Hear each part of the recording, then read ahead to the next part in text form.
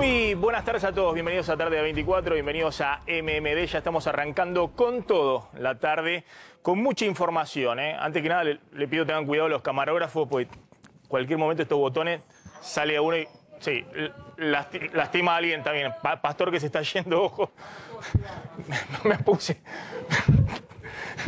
Me puse un saco de cuando estaba en línea el año pasado, pero pasó la pandemia en el medio, la cuarentena, así que tengo que estar así. Voy a hacer el editorial en esta pose, señor director.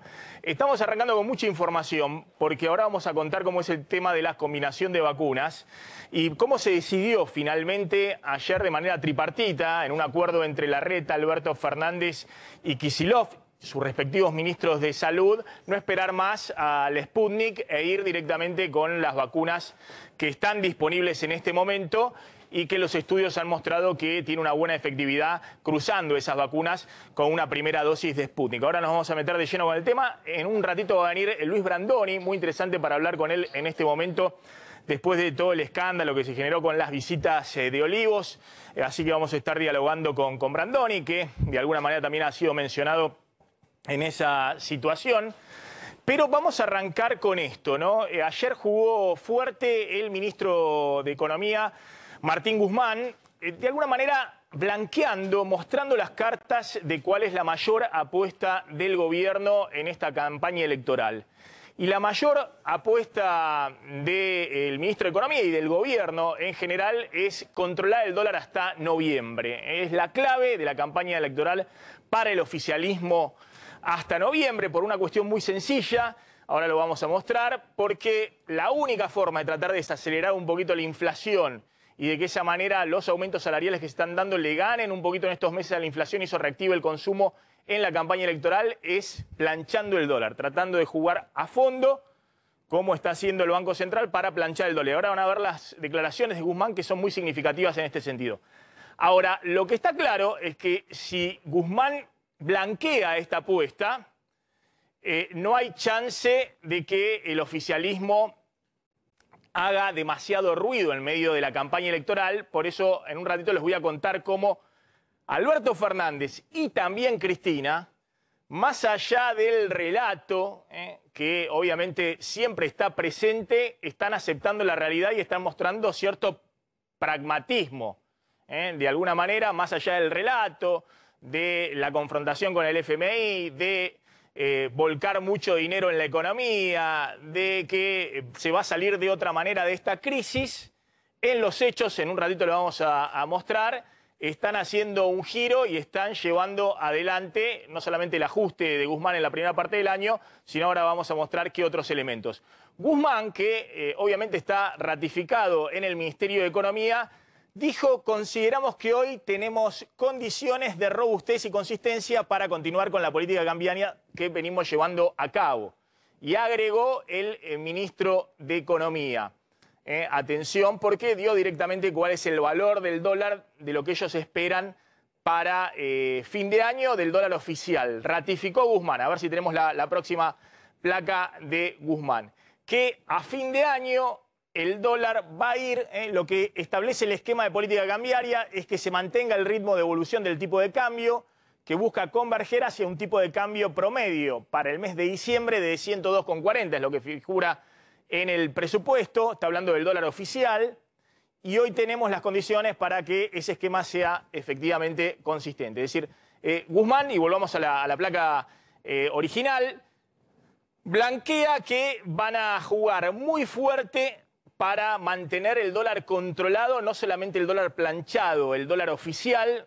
Hoy el dólar oficial mayorista, que es el cual está hablando Guzmán, en el presupuesto está en 98 pesos, es el dólar de exportación y de importaciones. Guzmán dice que en diciembre va a estar promedio en 102 pesos. Para eso tenés que a lo sumo validar aumentos de 1 peso por mes de acá hasta el final de la campaña electoral. Esto es menos de 1% mensual la suba del dólar oficial, como vienen haciendo en los últimos meses, frenar, planchar directamente el dólar oficial. Y lo mismo dice Guzmán, no me animo, pero creo que había otra placa, pero no importa, se los cuento yo. Lo mismo dice Guzmán respecto a los dólares alternativos. Guzmán dice que van a continuar con la política cambiaria planeada, que entre otras cosas significa que no se le dispare la brecha, que los dólares alternativos no se disparen. ¿Por qué Guzmán plantea esto? ¿Por qué decimos que es la mayor apuesta del gobierno en la campaña electoral? Esta es la base de todo. Sobre esto está supeditado absolutamente todo lo que haga el oficialismo en los próximos meses. Porque miren los datos de suba de precios, lo venimos contando todo el tiempo, es un descontrol. La única forma de tratar que en los próximos meses este descontrol de precios, de una inflación que ya en julio está corriendo al 51% anual, y precios de los alimentos que están corriendo, en el caso de la canasta alimenticia, al 58% anual, y precios de los textiles, las placas que envié yo, las placas que envié yo, ¿no? El descontrol de aumento de precios, esto ahora vamos a contar, son los aumentos que se anuncian para este mes de Claudio Zlotnik. En un ratito va a contar los aumentos de precios. Bueno, la única forma de tratar de anclar el descontrol de precios que nosotros venimos contando todo el tiempo tiene que ver con frenar el dólar oficial y también frenar los dólares alternativos. Es la única apuesta en este momento que tiene el gobierno. Fíjense, el dólar viene al 37% anual, el dólar oficial, y ahora lo piensan frenar hasta fin de año. Es decir, que va a seguir corriendo abajo del 1% mensual.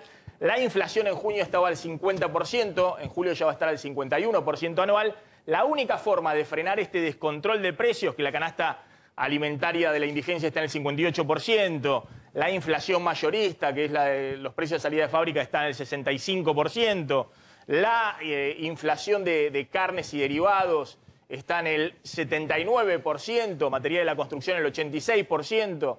Es decir, la única forma de frenar este descontrol de precios es que en los próximos meses el dólar oficial casi no se mueva y mantener controlados los dólares alternativos. Y para eso, vamos rapidito porque tenemos mucha información de lo que está pasando con el tema vacunas y el anuncio que se hizo.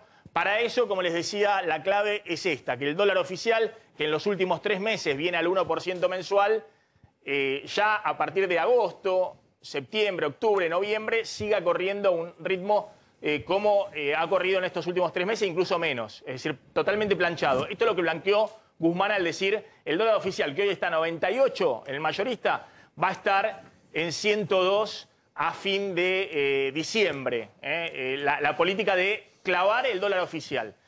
Y además, atención, porque también tienen la política de intervenir en el dólar alternativo, lo contamos, el contado con liquidación, que está muy demandado y una dolarización muy fuerte. De hecho, hoy está en 172 pesos. El gobierno le quiere poner la barrera ahí en los 170 pesos. Viene vendiendo cada vez más dólares en este mercado. En julio fue el récord total de ventas de dólares en este mercado. 400 millones de dólares vendió, nunca había vendido desde octubre tanto en este mercado para que no se disparen los dólares alternativos, y lleva acumuladas ventas por 1.500 millones de dólares desde octubre en este mercado del contado con liquidación de los dólares alternativos. Por ahora en el dólar oficial, como lo maneja con el cepo, solo vendió la semana pasada, pero esta semana ya estuvo equilibrado e incluso comprando dólares. Bueno, después nos vamos a meter bien con este tema y cómo es la posibilidad de anclar el dólar, porque, insisto, esa posibilidad de anclar el dólar que hoy tiene el gobierno hasta las elecciones es la base de todo el esquema electoral, es la base de todo el esquema electoral. Decime cómo está ahora el dólar brevemente y les pregunto si tenemos disponible el tema de las señales que dan Alberto y Cristina para poder anclar el dólar, porque si no, el Banco Central y el ministro de Economía no alcanzan. Si tenemos esas placas, avanzo sobre eso, pero bueno, si no las tenemos, no avanzo sobre eso. Decime cómo está en este momento. Bueno, el dólar paralelo está en 180 pesos, un peso menos que el día de ayer, mientras que los dólares alternativos está ocurriendo esto que mencionábamos desde el día lunes o martes, que arranca bien por arriba de los 170, hoy llegó a 173, apareció hace un ratito el Banco Central vendiendo. Sabés que en los primeros días de agosto el Banco Central pudo volver a comprar en el mercado oficial, pero interviene cada vez más, vende cada vez más. En el mercado en el contado con liquidación. Bueno, después vamos a volver con este tema porque además de mostrarles, bueno, están interviniendo en este dólar y este dólar es caro o barato respecto a lo que es históricamente. Porque la verdad que el dólar de 170, 180 es un dólar históricamente elevado, muy elevado, ¿no? Pero el dólar oficial de 98 pesos o 100 pesos como plantea Guzmán es un dólar por ahí barato, pero no es de los más baratos, ¿eh? Ha habido más baratos con Cristina, al final de Cristina, en 2017 con Macri. Pero bueno, después vamos a hacer ese análisis. Lo que sí está claro, y después lo vamos a desarrollar, es que Alberto Fernández, pongámosle Alberto Fernández, porque es el presidente, ¿no? Y Cristina Fernández de Kirchner están desplegando mucho relato, pero hay una aceptación de la realidad. Y después voy a contar por qué. No solamente porque este señor Guzmán, que estaba en tela de juicio, sigue firme en el Ministerio de Economía y ha blanqueado cuál es la estrategia, sino que sigue adelante el ajuste de Guzmán, que ahora, curiosamente, la oposición denuncia que hay un brutal ajuste, algo que estábamos mostrando nosotros hace rato respecto a los números fiscales. Hay el reconocimiento de Cristina de que hay que pagarle al FMI mientras se negocia, el acercamiento con Biden, Alberto Fernández buscando una foto con Biden, y en otro gesto de pragmatismo lo desplazan a Rossi, que tiene el discurso kirchnerista aprendido, porque además ha sido leal siempre con Cristina. Cuando era jefe del bloque de Unidad Ciudadana en diputado, lo tiran por la ventana y cierran con Perotti, que es de los gobernadores más ortodoxos del peronismo, ¿no? En Santa Fe. Pero después vamos a contar punto por punto. Lo tengo al ministro de Salud de la provincia de Buenos Aires, Kreplak. Después contamos, pero básicamente lo que se anunció ayer en esta foto, la foto de los tres ministros, obviamente estaba Kreplak, también Fernán Quirós y la ministra nacional, Carla Bisotti. En esa foto lo que se anunció es que los estudios de combinación de vacunas dieron satisfactoriamente y hay tres combinaciones posibles que van a estar en marcha en los próximos días.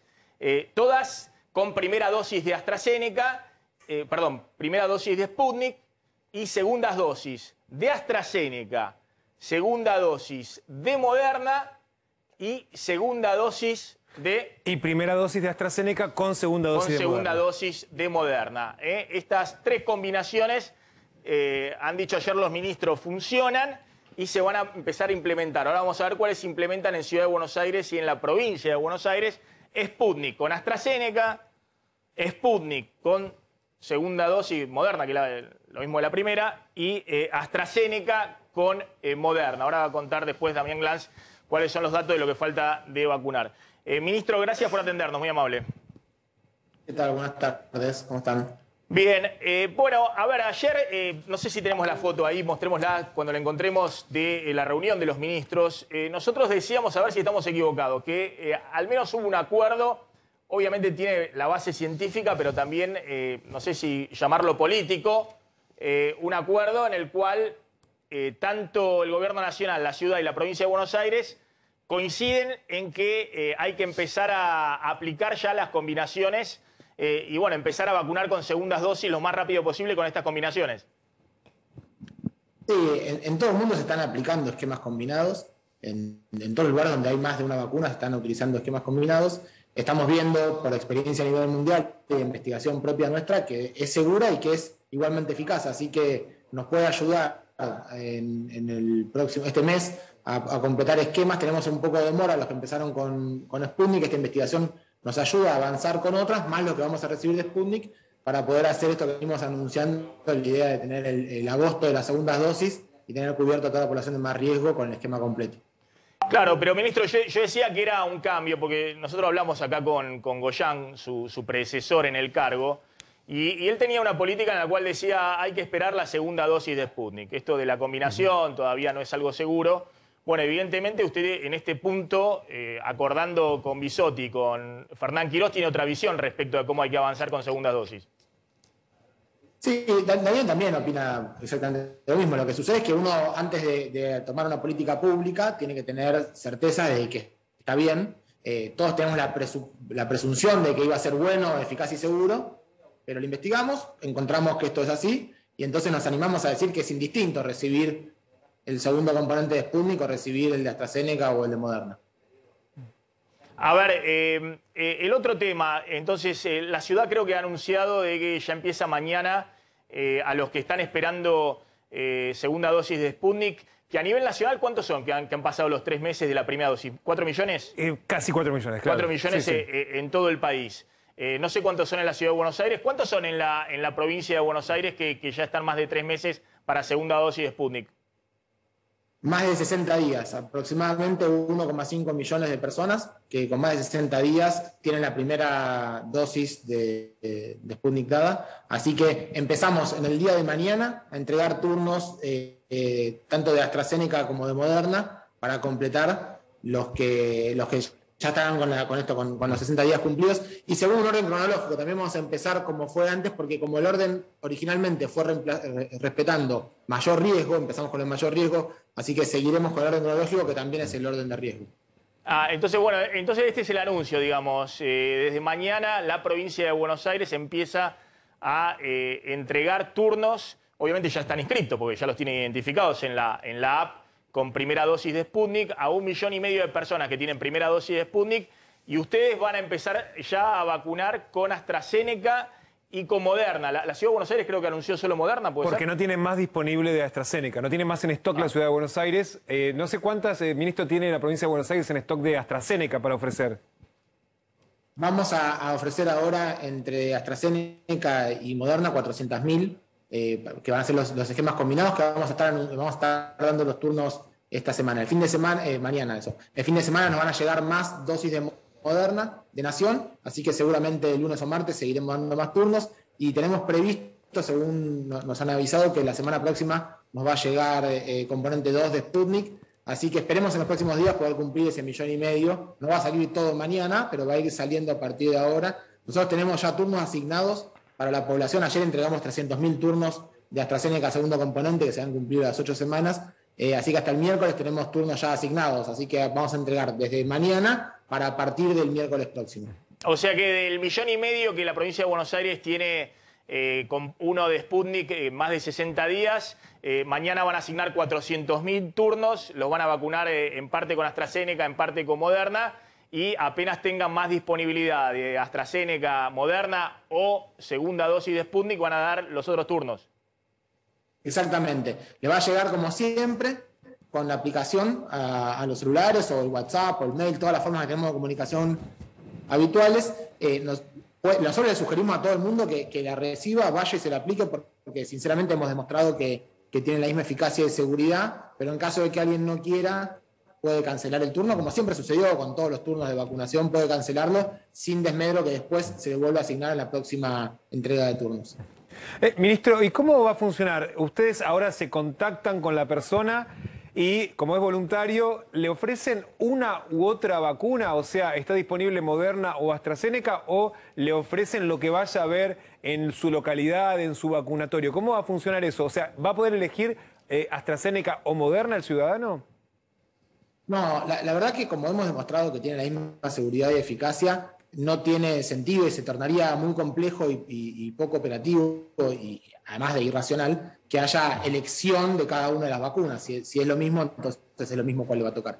Lo que sí, como estamos haciendo una innovación respecto de lo que era originalmente, la idea de que iba a ser Sputnik, y estamos ofreciendo otra, lo que vamos a darle la posibilidad de que si no quiere el esquema heterólogo, espere que le toque el esquema homólogo, es decir, que vuelva a la que le correspondía, por ejemplo, si era el Sputnik 2. Pero eso es la única parte en la cual uno puede elegir si quiere o no. El resto nos parece que si no se tornaría excesivamente complejo y atrasaría los tiempos. Y hoy lo más importante es que logremos cumplir rápidamente esto. Estamos evitando que ingrese y que sea predominante la variante Delta en nuestro territorio, pero no podemos perder tiempo de ninguna manera, así que queremos vacunar lo más rápido posible.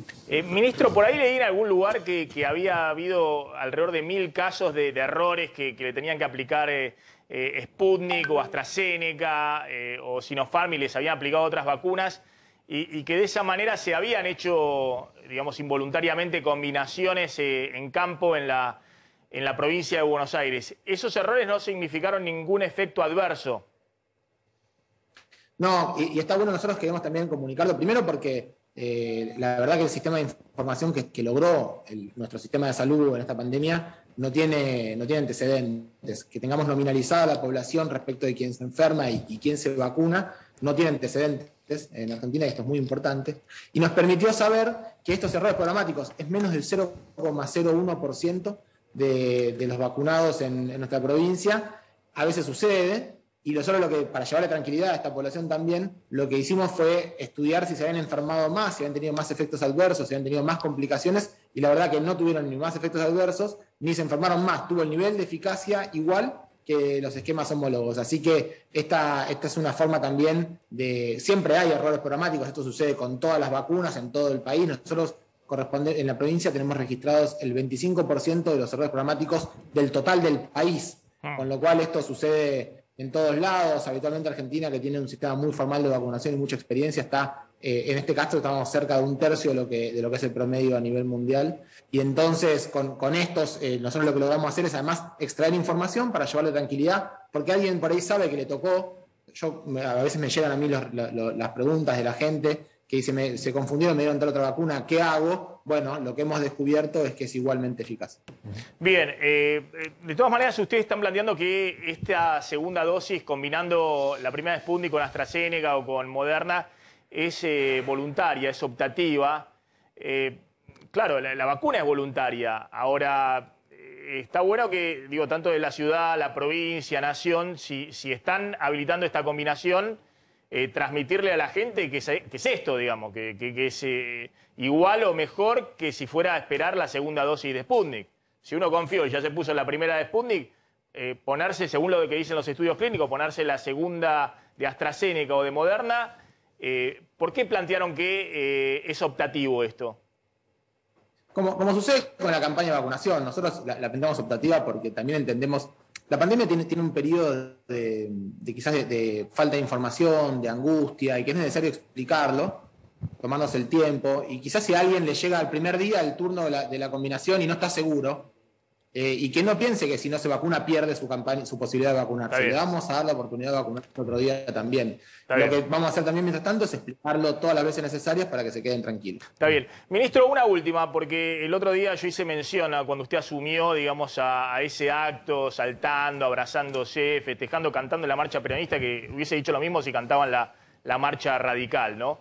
Me parece que más allá de la algarabía, yo te decía algo en particular, digamos, que antes que cuando asumen tendrían que festejar cuando se van, digamos, en base a los resultados de la gestión. Pero el tema de los ejemplos, ¿no? Y ahora está el tema de las visitas de Olivos, y que nosotros hemos tratado, digamos, y lo vamos a tratar después también con Luis Brandoni acá.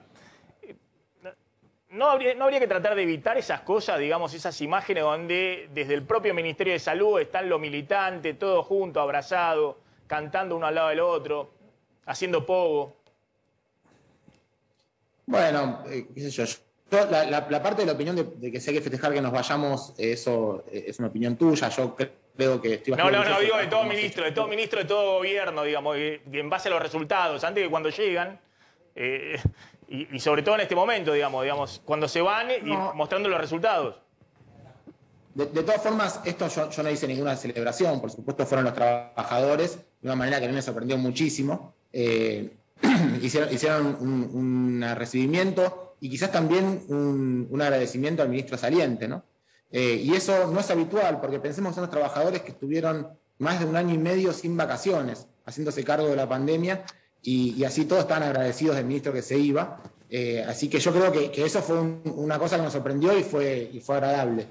Hay una imagen que quizás no, por supuesto, esto era una cosa que era íntima, que no era para expresar para afuera, pero se filtró porque alguien lo grabó con el celular, y no era deseable, no queríamos hacerlo, y por supuesto que entiendo que pueda caer mal, pero es cierto que las personas que me abrazan son mis compañeros y compañeras con los que yo comparto la oficina, son mi burbuja, digamos, todos estamos al aire libre, con barbijo. Yo no creo que haya sido tanto una rotura de protocolos, por supuesto que no era una cosa que uno organice ni nada por el estilo, fue más bien espontáneo, pero bueno, la verdad que me parece que no tiene tal grado de gravedad. Por supuesto que no es algo que hacemos todos los días, acá se trabaja muy bien. No, está bien, pero yo creo que hay que dar ejemplos, insisto con este tema. Se ha violado muchas veces los ejemplos, en los actos políticos, ahora que están en campaña, con intendente y demás, pero bueno, el ministro de Salud es distinto, ¿no? Sí, nosotros somos muy respetuosos con eso. Nosotros trabajamos habitualmente dentro de las oficinas con los barbijos, nos cuidamos muchísimo. La verdad que fue una situación sorprendente. Yo espero no haber herido la susceptibilidad de nadie, no lo hicimos con esa intención. Bien. Y fue, quizás, lo que nos sorprendió fue sobre todo la alegría, y eso yo incluso lo agradezco, que los compañeros de trabajo que tuvieron que soportar tanto esfuerzo, no son militantes, son trabajadores del Ministerio de Salud que tienen 20 o 30 años acá, y estaban contentos con el ministro que se iba y celebraban nuestra llegada. La verdad que eso es muy lindo, ¿no? Está bien, pero bueno, la gente que lo ve tal vez no piensa lo mismo, y sobre todo el tema de los ejemplos, insisto, ¿no? De enviar un mensaje claro, consistente, sobre todo porque, y esta es la última, ustedes siguen creyendo que la variante Delta en algunas semanas, en algún momento, va a volver a impulsar los contagios en Argentina. Es posible, es una hipótesis probable, ha pasado en el hemisferio norte, no es lo que ha sucedido todavía en el hemisferio sur, a pesar de que en algunos países se encuentra en transmisión comunitaria, no ha logrado ser predominante todavía, pero es el escenario más feo. Nosotros tenemos que prepararnos para el escenario más complicado, y por eso hacemos tanto trabajo de prevención y de lograr meter la segunda dosis en este mes, porque si sucede lo que sucedió en el hemisferio norte y tenemos una tercera ola de esas características, hay que tratar de evitar que tenga la crueldad que tuvo la segunda ola. Ministro, gracias, muy amable. Como siempre, ahí está el ministro de Salud de la provincia de Buenos Aires. Vamos al móvil, porque estamos hablando de gente, de aglomeraciones. Tengo entendido, hay una manifestación a la legislatura. Está Fabián Rubino. ¿Cómo te va, Maxi? Vos hablabas recién de manifestaciones y de malos ejemplos. Bueno, aquí hay otro ejemplo. Está el Mundo San Lorenzo. Claro está, la pasión muchas veces no conoce límites y se pasan. Están aquí frente a la legislatura porteña porque en minutos más va a ser aprobada la rezonificación del predio de la Avenida La Plata. ¿Esto qué quiere decir? Que San Lorenzo va a poder empezar la construcción de su estadio, de aquel que tenía aquel viejo estadio, lo va a construir nuevamente en un nuevo estadio en la Avenida La Plata. Esto ya tiene que estar por sancionarse. Después de aquí van a ir en caravana hacia la sede precisamente de la Avenida La Plata para continuar los festejos. Esto sí, esperan llegar más allá de las 5 porque hasta las 5 está el vacunatorio en la Avenida La Plata. Pero por lo tanto te digo, esta es la vigilia que están manteniendo en Diagonal Sur y Perú los propios hinchas de San Lorenzo, que con pancartas, banderas, redoblantes, bombos, poco barbijo, están entonces esperando la sanción de esta ley que les habilite la construcción del estadio en la Avenida La Plata. Gracias, Fabián. Volvemos ahí en cualquier momento. Les contaba la apuesta clave que blanqueó Guzmán en la campaña electoral, es planchar el dólar oficial y controlar la brecha con los dólares alternativos, que no se disparen el contado con liquidación, el blue, por el descontrol de precios que hay en la economía argentina.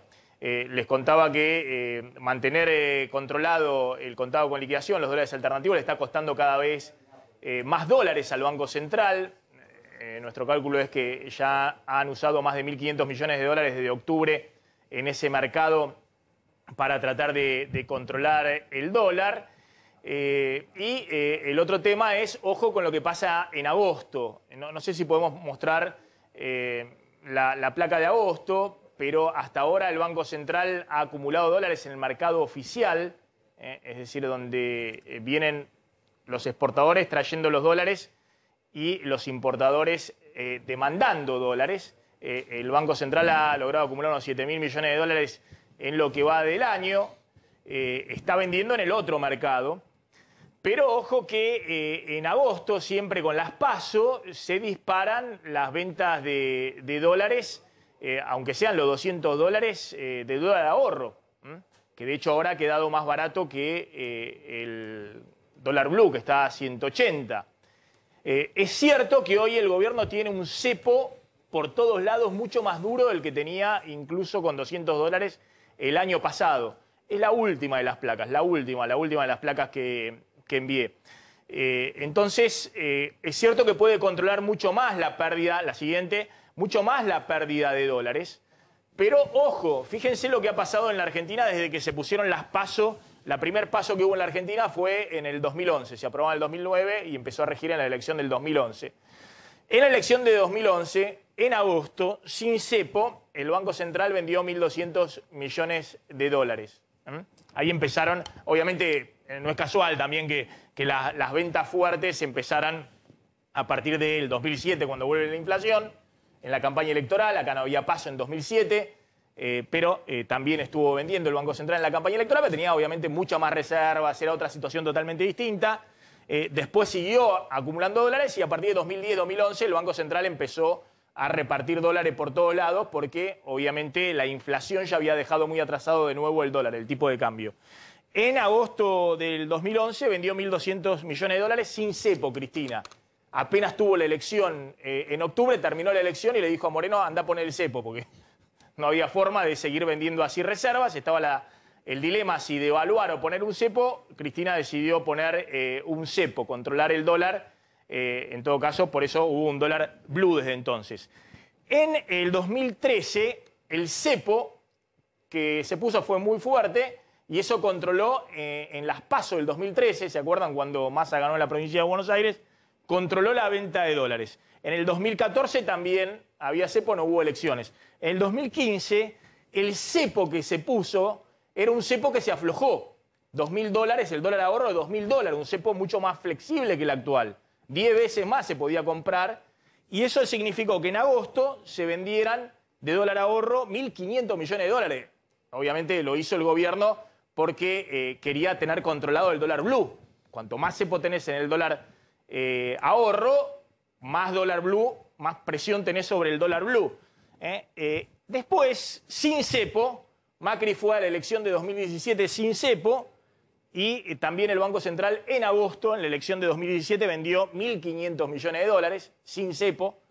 Pese a que ingresaban capitales a la Argentina, los argentinos seguían buscando los dólares para atesorar como forma de resguardarse porque veían que el dólar de nuevo había quedado atrasado frente a la inflación. Y bueno, y después se vino la debacle, ¿no? La crisis ya en el 2018, en plena crisis, el Banco Central en agosto, no había elecciones, pero vendió 2.500 millones de dólares. Y en la elección de 2019 vendió 2.000 millones de dólares el Banco Central en agosto. O sea, agosto es un mes complejo.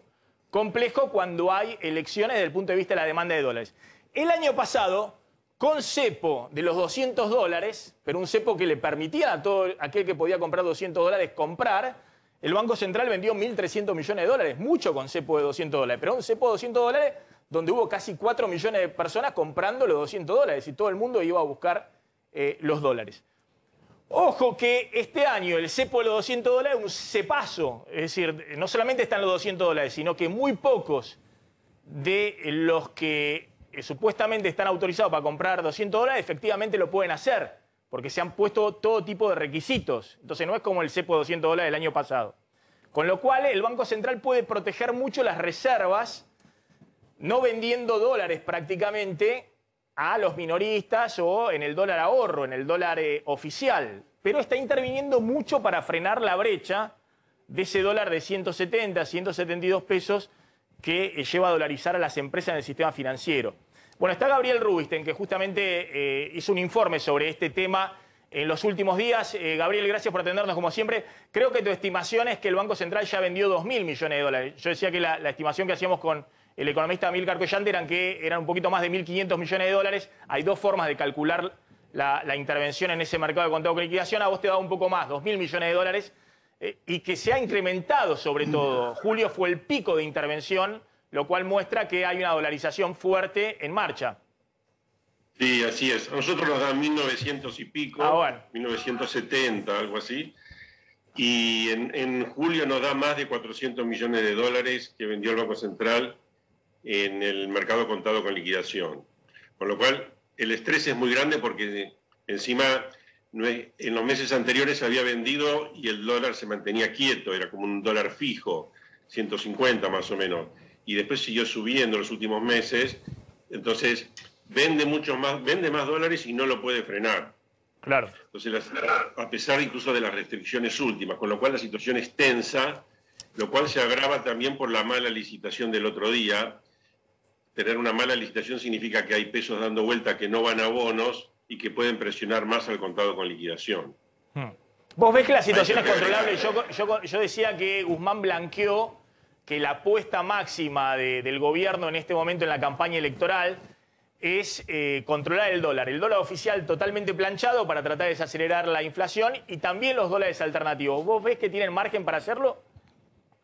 Bueno, el margen es cada vez más estrecho y creo que lo único que podemos pensar que puede contener esta situación es el acuerdo con el Fondo Monetario. Es decir, si uno dijera, mira, no va a haber con acuerdo con el Fondo Monetario, podríamos anticipar una explosión cambiaria. Ahora, con acuerdo con el Fondo Monetario, deberíamos esperar una reducción sistemática del déficit fiscal y una estrategia para bajar las brechas cambiarias, además de evitarnos el default con el fondo, etcétera. Y ahí la cosa se puede empezar a encuadrar. Lo que no sabemos si el Fondo Monetario, dada la brecha tan alta, va a aceptar una estrategia de baja gradual de la brecha, si esta estrategia luce consistente o si es una expresión de deseos. Entonces, en esos casos, como el Fondo Monetario evalúa que una brecha de más del 30% es una brecha que empieza a hacer que la economía funcione muy mal, puede haber una presión de devaluación. Sabemos que la situación es complicada en ese punto porque una devaluación en plena inflación puede tener efectos muy contraproducentes. Pero ese debate va a estar porque lo que vamos a ver en los próximos meses es que las reservas del Banco Central van a caer porque ya no están las compras masivas de la cosecha. Entonces, aunque venda, digamos, menos, aunque venda 300 millones por mes en el contado con liquidación, las reservas van a caer, el déficit fiscal va a aumentar y empezamos la temporada de fuerte emisión cambiaria, de fuerte emisión monetaria, y tenemos el problema adicional de que el rollover voluntario, el que no es regulatorio por la disposición de que los bancos pueden usar los bonos con encaje, y el que no es intrasector público, la ANSES y demás, o sea, lo que es voluntario, la renovación ha pasado de más del 100% del rollover a la zona del 60-65%, y en la última licitación estimamos fue del 43%. Entonces el gobierno tiene que ahora esmerarse en hacer una muy buena licitación la próxima de agosto, que es más chica que la de recién, 320 fue la de recién, 320 millones de pesos, 70.000 es la que viene ahora. Va a tener que sobrecolocar para ver si mejora la tasa de rollover. Como son los meses, digámosle así... Te hago una pregunta, ¿viste? No me quiero detener, yo lo he explicado, pero bueno, por ahí es un poco técnico.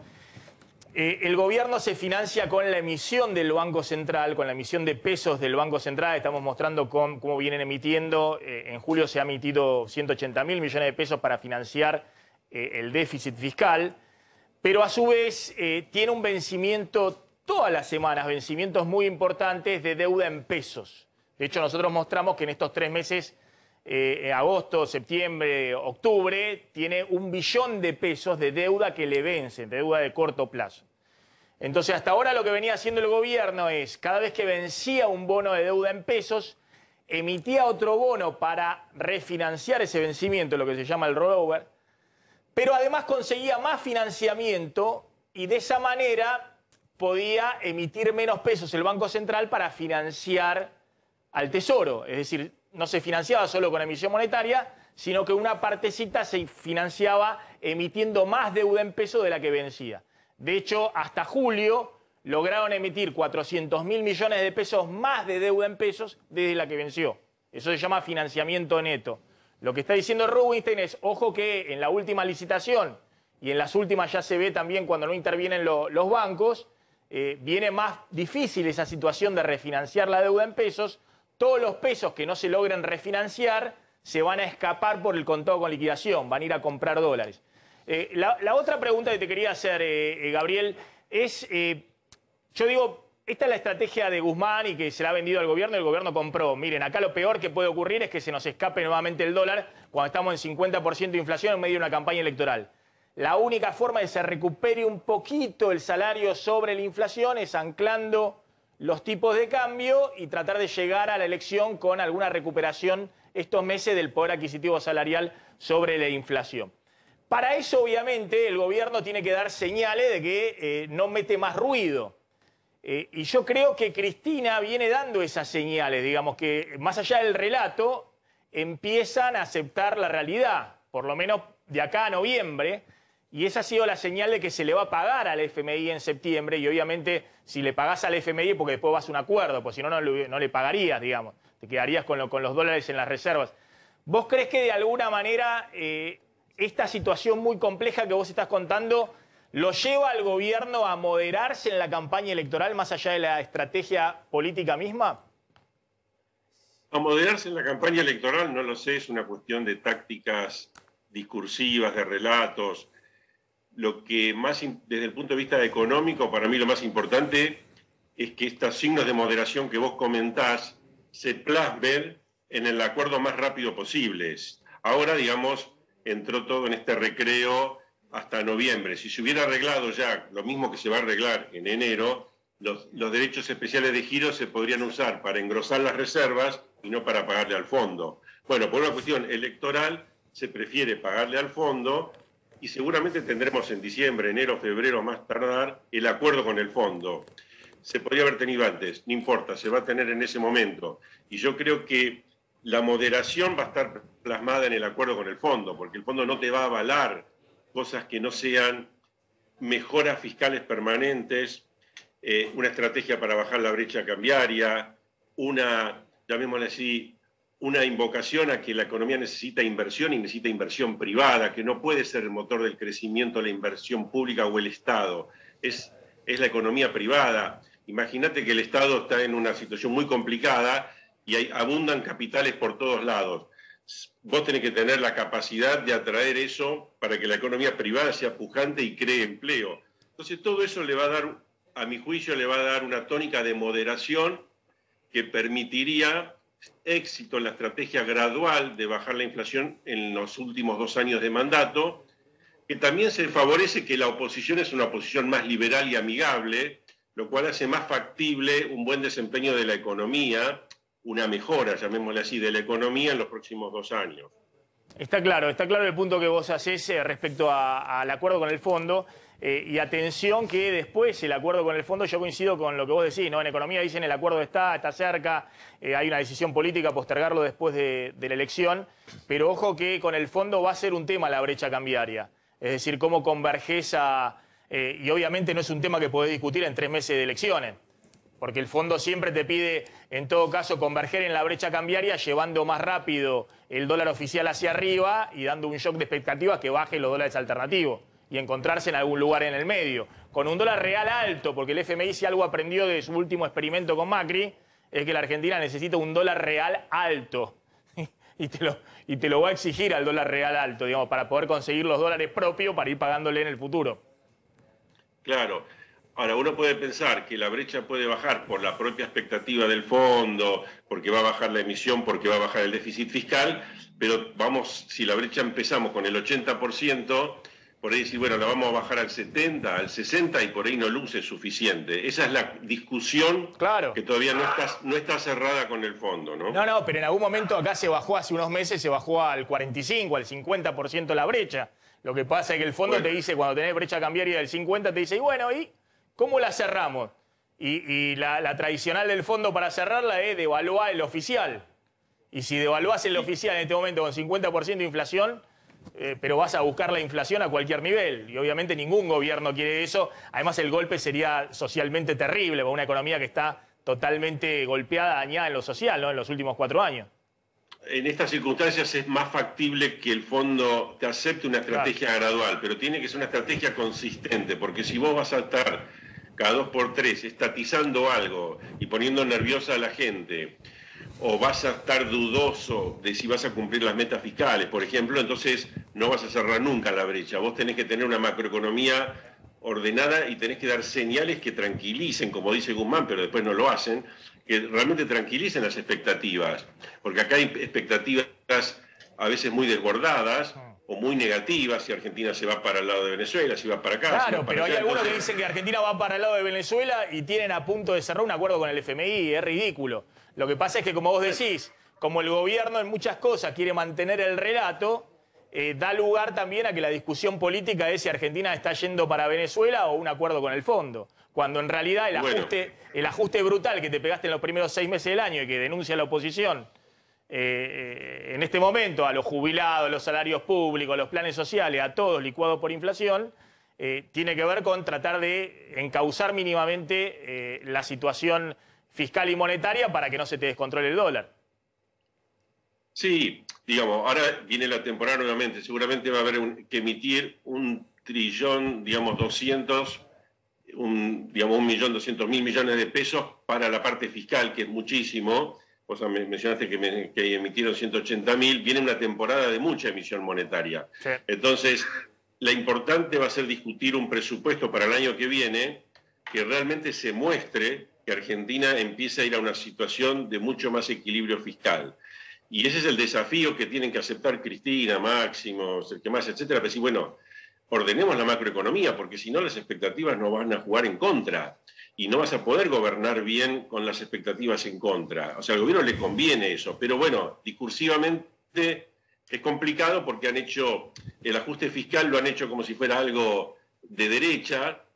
Y recordemos que Néstor Kirchner hablaba de que el ajuste fiscal era una manera de ser soberanos para no depender del mundo, no depender del endeudamiento. Entonces, la parte fiscal se ha politizado de una manera que no debería haberse hecho. Es una cuestión de ordenamiento de la sociedad que debería estar ajena a la discusión si es de derecha, si es de izquierda. Pero está bien, pero Gabriel, tenés que reconocer que vos has tenido alguna experiencia también en el sector público, que estamos hablando de una economía que viene de 3 años de recesión, con la debacle del año pasado. En economías obviamente ordenadas, que no venían de recesión, sino que venían creciendo, se derrumbaron el año pasado y los gobiernos empezaron a enviarle cheques a las casas a la gente para que salgan para que empiecen a consumir. O sea, Argentina está en una situación muy, muy dramática, que lo que vos contás, ojo que el ajuste fiscal que vos hagas, tenés que hacerlo con mucho cuidado. Este año ha sido una licuación total, porque ya en algún momento la sociedad está en una situación muy compleja, digamos, para poder seguir soportando todo, digamos, ¿no? Todo impacto desde el punto de vista de los bolsillos. Sí, de todas maneras, obviamente que la pandemia ameritaba un gran gasto social, porque estaba cerrando las empresas, obviamente que eso era así, pero ahora está toda la economía abierta. Y Guzmán tenía un cierre fiscal más prolijo que el que hoy se está haciendo, que se va a hacer en estos próximos meses, y lo bocharon, pero va más allá de la ayuda por la pandemia, porque se mezcla la ayuda por la pandemia con la permanente vocación, no solo de este gobierno, de inflar el gasto en las elecciones para favorecer la performance electoral. Ahora, Gabriel, yo veo las cuentas, ¿no? Obviamente de Estados Unidos, que siguen expansivos al máximo desde el punto de vista fiscal y monetario, pero también Chile y Brasil, que siguen expansivos en el 2021 desde el punto de vista fiscal, más allá de que ahora Brasil subió un poquito la tasa. Argentina ha sacado todas las asistencias, porque bueno, cuando ocurrió la crisis de octubre del año pasado, Guzmán desmontó el IFE, desmontó el ATP, se sacaron todas las asistencias. Digo, porque es paradójico. Por un lado le están diciendo, che, tienen que hacer más ajuste, y la verdad que estuvieron haciendo un ajuste que no hizo ningún otro país del mundo, porque justamente han entendido que el 2021 también era un año de pandemia. Bueno, lo que está bien, pero vos tenés que aprovechar esta circunstancia. Vos pasaste, digámosle, de una situación de déficit fiscal del 0,5 del PBI en 2019 a 4, con más 2, ponele, este año, 4%. A 6,5 el año pasado, a reducirlo de nuevo al 0,5 los primeros 6 meses. Está bien, pero vos decís, bueno, el año que viene, vos por ahí con una inercia, con la economía ya creciendo, suponiendo que no hay una tercera ola muy disruptiva, por ahí un ajuste al 3% del PBI no es difícil de conseguir, se podría haber conseguido este año. Y después al 2, y después al 1, tenés que mostrar un sendero de que vos querés el equilibrio fiscal, que es una cuestión de tiempo. No, Guzmán va a cumplir este año el 4,5% de déficit del PBI, sí. Tiene un margen enorme para poder cumplirlo. Es más, puede ser menos de 4,5. Claro, puede ser el 3,8 nos está dando a nosotros. Pero lo que pasa es que vos tenés que tener cierta vocación y demostrar que vos querés el equilibrio fiscal lo más rápido posible. Pero no nos olvidemos que en el pasado, Cristina, cuando tenía superávit fiscal heredado del primer periodo de Néstor, llevó +4 a -4. Así es. Entonces no mostró en una economía que iba muy bien, que crecía, no mostró vocación por orden de las cuentas fiscales. Entonces tiene que redoblar el discurso de decir, yo tengo esa vocación, pero lo vamos a hacer de a poco por la cuestión social, etcétera. Y ahí las expectativas pueden converger positivamente.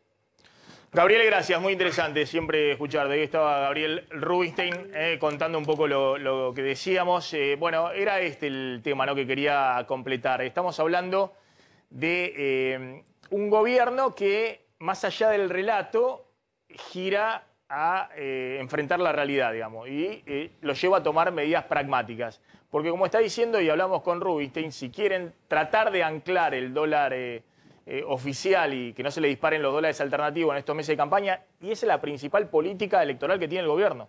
No tiene otra. Fíjense que lo demás son todos anuncios de que la hora 30, la hora esto, lo otro, y son todos anuncios chiquitos, incomparables con otras elecciones, donde el gobierno tenía margen, no solamente este gobierno, sino Macri en el 2017, bueno, obviamente Cristina en el 2013 o el 2015, de poner otras cosas sobre la mesa. Claro, no tenías una inflación del 50% anual como está en la Argentina. Argentina no ha ido con el peronismo hasta ahora nunca a una elección con el 50% anual. Cristina tenía elecciones del 25%, daba aumentos un poquito por arriba de la inflación y ahí iban compensando y le daban al crédito atrasando el tipo de cambio. Ahora lo único que te queda es atrasar el tipo de cambio. Ahora, para eso, la pregunta es si hay mucho relato, pero por otro lado hay aceptación de la realidad. Y lo punteamos rápidamente. Por un lado queda Martín Guzmán como ministro de Economía y lo sacan a la cancha en plena campaña electoral. Y Guzmán lleva adelante este año un ajuste fiscal fuerte. De hecho, es el principal impulsor de que haya un acuerdo con el fondo cuanto antes. Hace unos meses, no sé si se acuerdan, que distintos sectores del oficialismo le decían a Guzmán que estaba aplicando un ajuste feroz por lo bajo y además decían que no podía usar el dinero que iba a enviar ahora en agosto el FMI para pagarle al FMI, sino que tenía que buscar los equilibrios sociales. Bueno, eso se disipó. Guzmán está en el centro de la escena, sigue conduciendo la agenda de qué se gasta y qué no se gasta en el sector público. Y Cristina lo ha ayudado mucho con esto porque el segundo reconocimiento es que lo que llega del FMI en los DEC es para pagarle al fondo. Ese es el segundo punto de pragmatismo que están mostrando en este momento. Que los DEC no van a ir para estimular a los sectores que están en la crisis o para ayuda social, sino que la propia Cristina fue la que anunció que se le paga al FMI con los fondos, los 4.300 millones de dólares que va a enviar el FMI el 22 de agosto. Y después va a haber acuerdo, porque están enviando el mensaje, si pagan ahora, después van a ir a un acuerdo. El tercer punto de pragmatismo, claro, es el acercamiento con Estados Unidos. En este momento está Jack Sullivan, que es un asesor muy importante en política exterior de los Estados Unidos, que vino a Brasil y a la Argentina. Y, según comentan, está buscando a Alberto Fernández antes de fin de año una foto con Biden. Carlos, ¿tenés información con eso? Sí, es lo que está gestionando un gran embajador, y esto lo digo objetivamente, de la Argentina, que es el embajador en Estados Unidos. La gran pregunta es si la foto con Biden en la Casa Blanca será antes de noviembre, antes de la elección general o después de noviembre. Una foto buscada. Recordemos que Cristina Fernández de Kirchner, en sus 8 años que tuvo como presidenta, nunca logró que la reciban en el Salón Oval, en la Casa Blanca, en tierra americana. ¿Cuál es la idea de Alberto Fernández? Tener una especie de approach del gobierno argentino con Estados Unidos, un acercamiento con Estados Unidos. Quien está en este momento en Estados Unidos, en Argentina, perdón, es el consejero de Seguridad Nacional de la Casa Blanca, un hombre muy importante dentro del círculo rojo de poder del presidente Biden. Y la agenda que van a tratar, y es donde se mete ahí la Argentina porque le resulta funcional a Estados Unidos, es la cuestión del cambio climático. Allí también se juega en esa agenda, la del cambio climático, una cuestión geopolítica, ¿no? Porque China tiene una posición, Estados Unidos tiene otra, y en ese caso la posición de Argentina siempre lo fue y lo sigue siendo, está alineada con la de Estados Unidos, con lo cual encuentran un tema donde realmente hay cuestiones en común. ¿Cómo se vende Alberto Fernández? ¿Cómo se vende Argentina en este acercamiento con Biden? Como una opción a Bolsonaro. Y hoy lo decía también Carlos Pagni en una nota interesante en el diario La Nación, que subliminalmente, también como una opción a Cristina Fernández de Kirchner, es decir, no mostrarse que Alberto es lo mismo que Cristina. Después hay temas que son un poco más sensibles, como la cuestión de los derechos humanos. ¿Vos crees que el acercamiento de Alberto Fernández no tiene la veña de Cristina? Está bien, yo te estoy comentando lo que publica, que me pareció interesante hoy Pagni. No, pero por eso, con el análisis, con la información que tenemos de cómo viene jugando Cristina en todo esto. Insisto, que siempre plantean que pega la curva cuando está llegando al paredón. ¿Vos crees que Alberto Fernández se corta solo? No, para nada. No se corta solo en nada. Pero en absoluto, al contrario. Alberto Fernández, justo en la relación con Estados Unidos, se va a cortar solo. No, pero bueno, pero en el lenguaje de la comunicación, lo que le transmite a Estados Unidos. A ver, vos lo dijiste en las editoriales. Por eso te lo pregunto a vos, pero te pregunto a vos. Evidentemente, Pañi piensa que Alberto Fernández se corta solo con la relación con Biden. Por eso yo creo que no, pero además creo que, y lo dijiste vos y coincido, que en el último tiempo Cristina también pegó volantazos respecto a lo que dice, y estamos en la previa de una elección, y siempre Cristina se modera en las previas a las elecciones. Fíjate cómo se habrá moderado, que lo llevó como candidato Alberto en su momento para poder ganar.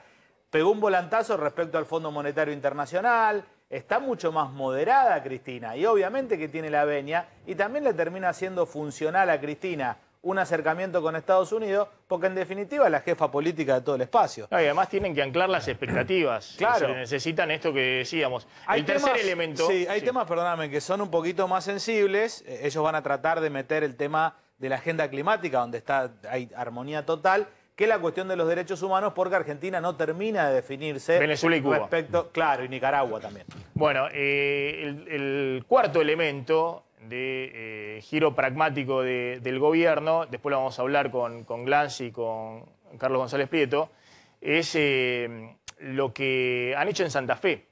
Santa Fe es una provincia clave en este momento para el oficialismo, porque el oficialismo juega a ganar la provincia de Buenos Aires, la madre de todas las batallas, sabe que obviamente no tiene nada que hacer en la ciudad de Buenos Aires, sabe que no tiene nada que hacer en Córdoba, sabe que también muy probablemente pierda en Mendoza, pero hay un interrogante en Santa Fe, que es la otra gran provincia importante, donde obviamente una derrota en Santa Fe del peronismo sería algo muy fuerte, digamos, para el oficialismo en este momento.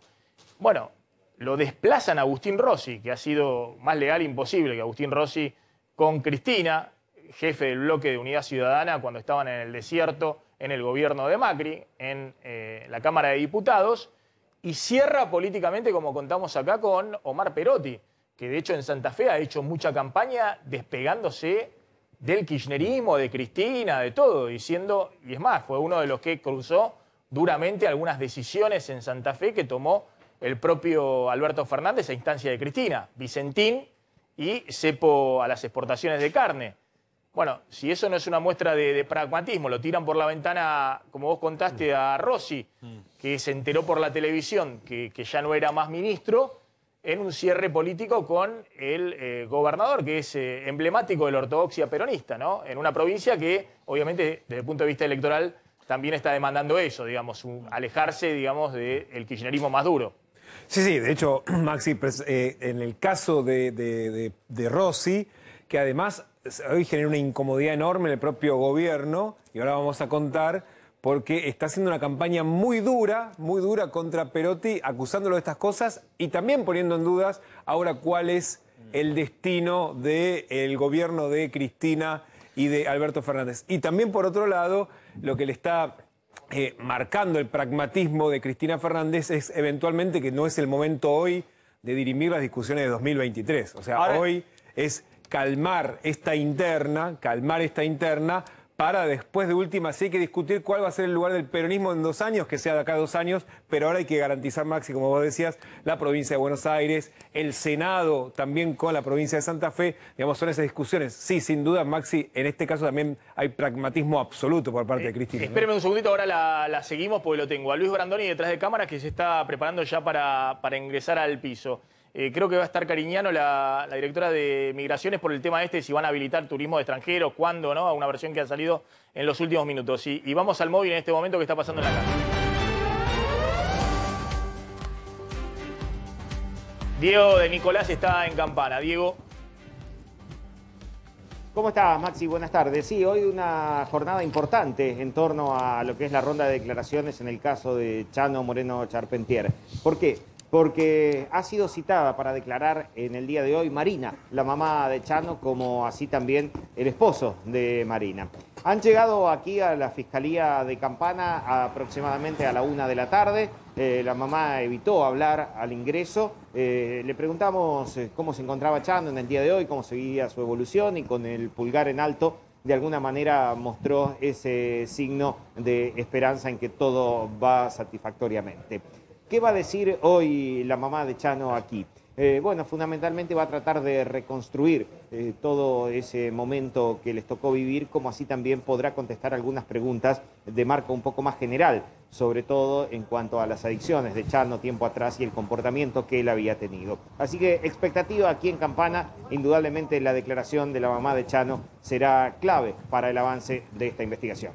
Gracias, Diego. Volvemos ahí en cualquier momento. Bueno, ya está Luis Brandoni en el piso. Gracias, Luis, por venir. Gracias. Yo soy un fan de Luis Brandoni como actor, pero además, bueno, su compromiso político histórico siempre con el radicalismo. Sí. Me parece que era interesante dialogar con él en este momento un poquito de algunos temas. ¿Me esperas un segundo? Que tengo a una funcionaria que quiero aclarar un tema que salió hoy, está en los portales hasta recién, el tema de que se iba a habilitar el ingreso de turismo extranjero a la Argentina en algún momento, que estaban estudiando eso. Bueno, a ver si podemos aclarar de qué se trata. Obviamente, para la Argentina sería bárbaro, ¿no? Que vengan turistas extranjeros con el dólar a 180, imagínate, le sale todo baratísimo.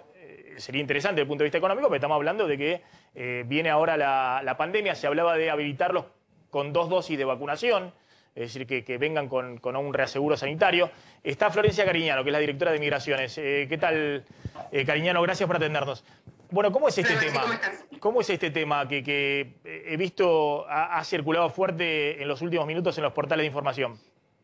La verdad que nosotros hoy empezamos diciendo que a partir del día sábado íbamos a rehabilitar la reunificación familiar de aquellos argentinos que tengan familiares, hijos, familiares directos, hijos, padres o hermanos de otra nacionalidad, para que puedan, a partir del sábado, con las nuevas medidas que seguramente el jefe de gabinete va a comunicar, puedan ingresar a la República Argentina, porque hasta ahora solamente podían ingresar argentinos y residentes y estaba suspendida la disposición de reunificación familiar.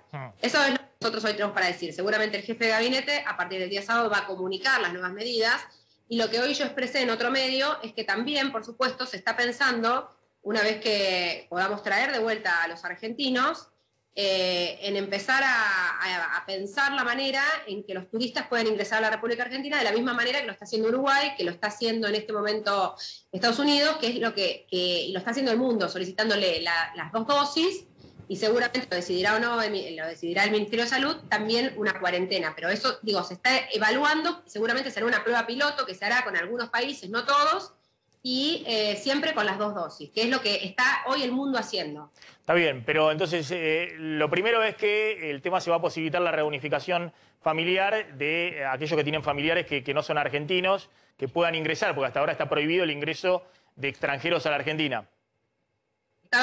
Estaba habilitado hasta el 28 de junio, que empezamos a tomar medidas más restrictivas para evitar o ralentizar el ingreso de la variante Delta. Ahí se suspendió esta disposición de reunificación familiar y ahora se vuelve a poner en vigencia. Un trámite simplificado que los parientes lo hacen en la aerolínea y Bien. Se termina de funcionar acá en Ezeiza. Y obviamente en el marco de la flexibilización se va a realizar no por arte de magia, sino porque han bajado los números, porque el incumplimiento bajó de un 40 a un 10%, y porque en estas 5 semanas donde se tomaron estas medidas, se vacunó se hizo una aplicación de 12 millones de dosis, que nos encuentra mejor parados, con mejores indicadores, y va a ir progresivamente habilitando determinadas cosas como la reunificación familiar y eventualmente el ingreso de turistas. Sí, antes los argentinos están varados en el exterior. ¿Cuántos están todavía varados? ¿Tienen el cálculo de los que han llegado y que todavía están varados?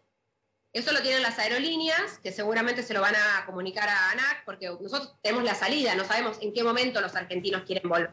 Para eso te tiene que indicar la aerolínea en qué fecha tenía establecido el viaje, y seguramente en esta próxima decisión administrativa se implementarán las medidas para que vayan entrando todas las personas que todavía no han podido ingresar a la Argentina. Bien, Cariñano, gracias, muy amable. Gracias. Gracias, ahí está la directora de Migraciones. Luis, gracias por venir de nuevo.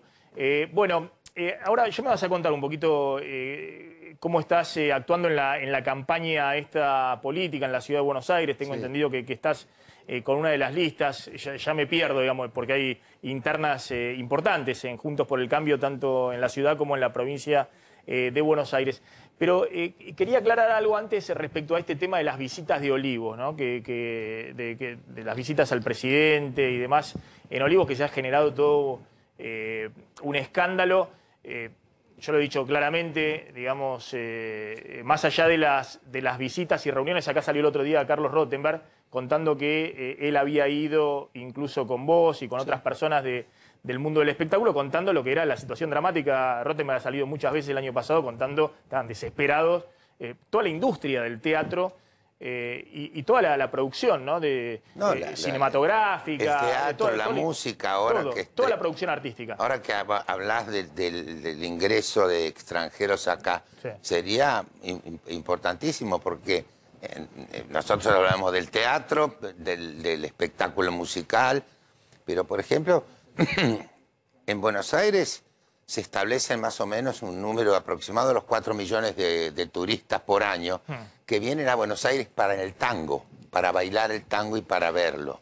De modo que eso, la gente de tango está desolada también. Claro. Se han cerrado todas las milongas, todos los lugares de espectáculos, así que sería importantísimo que se pueda... ¿Vos en algún momento fuiste junto a Rottenberg a discutir estos temas a Olivos con el presidente? Claro, porque ya estaba, digamos, suspendida la actividad teatral y fuimos a hablar de eso, nos invitó el presidente y desde luego que era un tema para poder hablarlo, conversarlo, con un horizonte incierto, porque era el 7 de junio del año pasado fue, pero bueno, charlamos mucho de ese tipo de cosas que me parece que era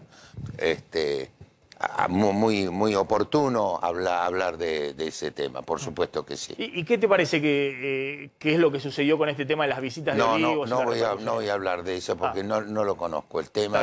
Me parece que son temas muy delicados los que se refieren al aspecto de la intimidad de las personas y yo prefiero no hablar de eso. Además de no conocerlo, me parece que es un tema que habría que ubicarlo en su justo lugar y no más. No puede estar 4 días Buenos Aires y el país hablando de... No, está bien, está bien. De hecho, lo que decimos en este programa, venimos hablando todo el tiempo de lo que pasa con la inflación, de lo que pasa con... Sácame, por favor, la foto, claro, César, porque justamente estamos hablando... Este fue un tuit del diputado Fernando Iglesias. Justamente nosotros no hemos abordado mucho ese tema. Sí pensamos que, bueno, lo hemos dicho, el tema de los cumpleaños, las reuniones sociales no correspondían estando en cuarentena. Sí, este tipo de reuniones, donde vos, junto a otros sectores, han ido sectores a ver al presidente por... Pero han ido, claro, desde luego. Mostrando la problemática, lo que significaba la cuarentena. Fue un día particular porque fue un día domingo, digamos que no es un día hábil.